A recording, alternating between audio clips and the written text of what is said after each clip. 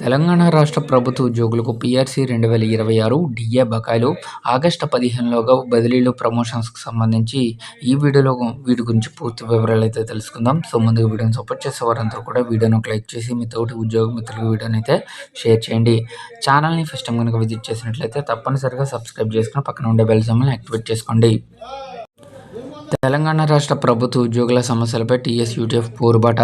So, ఉపాధ్యాయుల సమస్యలన్నీ కూడా విద్యారంగానికి సంబంధించినవేనని, ఉపాధ్యాయులు సంతృప్తిగా పనిచేయాలంటే సమస్యలన్నీ పరిష్కరించాల్సిన బాధ్యత రాష్ట్ర ప్రభుత్వంపై ఉందని ముఖ్యమంత్రి చెప్పినట్లు విద్యారంగ సమస్యలపై ఐక్యంగా కొట్లాడాలని టీఎస్-యూటీఎఫ్ రాష్ట్ర కమిటీ తీర్మానం చేయడం జరిగింది.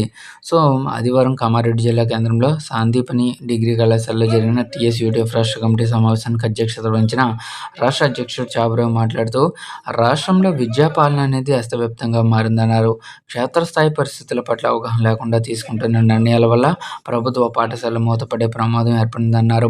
హేతుబద్ధీకరణ జీవో 25ను సవరించాలని డిమాండ్ చేశారు. ఆ జీవో విద్యారంగానికి మరణ శాసనం లాంటిదని అన్నారు. సో, అలాగే సర్వీస్ నిబంధనల సంక్షోభ పరిష్కారానికి చొరవ చూపాలని డీఈఓ, డిప్యూటీ ఈఓ, ఎంఈఓ పోస్టులను మంజూరు చేయాలని, వాటిని రెగ్యులర్ ప్రాతిపదికన భర్తీ చేయాలని, ఆగస్టు 15లోగా ప్రమోషన్స్, ట్రాన్స్ఫర్స్ షెడ్యూల్ విడుదల చేయాలని డిమాండ్ చేశారు. ఇక పీఆర్సీ అమలు గడువు ముగిసి 3 ఏళ్లు అవుతున్నా ప్రభుత్వం మేనిఫెస్టోలు లెక్కించడం సరికాదన్నారు. 6 వాయిదాల కరువు భత్యం విడుదల చేయాలని, పెండింగ్ బిల్లుల విడుదలలో ట్రాన్స్పరెన్సీని పాటించాలని డిమాండ్ అయితే చేశారు. ఇక ఉద్యోగుల నూతన ఆరోగ్య పథకాన్ని అన్ని హాస్పిటల్స్‌లో సమర్థవంతంగా అమలు చేయడానికి అవసరమైన చర్యలను ప్రభుత్వం చేపట్టాలని రాష్ట్ర ప్రధాన కార్యదర్శి ఏ. వెంకట్ మాట్లాడుతూ, రాష్ట్ర ముఖ్యమంత్రి కార్పొరేట్ పాఠశాలల ప్రారంభోత్సవానికి హాజరై ప్రభుత్వ పాఠశాలలో చదివే విద్యార్థులకు ప్రతి సంవత్సరం ఒక్కో విద్యార్థిపై రూ.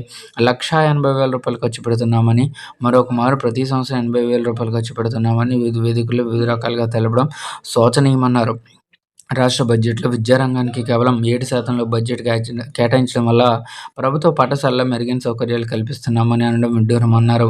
ముఖ్యమంత్రి మాట్లాడే విధానం ప్రైవేటు, కార్పొరేట్ పాఠశాలకు ఊతం ఇచ్చే విధంగా ఉందని విమర్శించారు.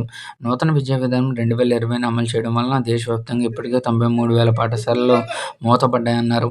భవిష్యత్తులో నూతన విద్యా విధానం తెలంగాణ రాష్ట్రంలో అమలు చేస్తే మరిన్ని పాఠశాలలు మూతపడే అవకాశం ఉందని అన్నారు. జీవో 317 బాధితులకు న్యాయం చేస్తామని ఇచ్చిన హామీని ప్రభుత్వం మర్చిపోయిందని, తాత్కాలిక ఉపశమనంగా ఇచ్చిన జీవో 190ను అమలు చేయడం లేదని విమర్శించడం జరిగింది.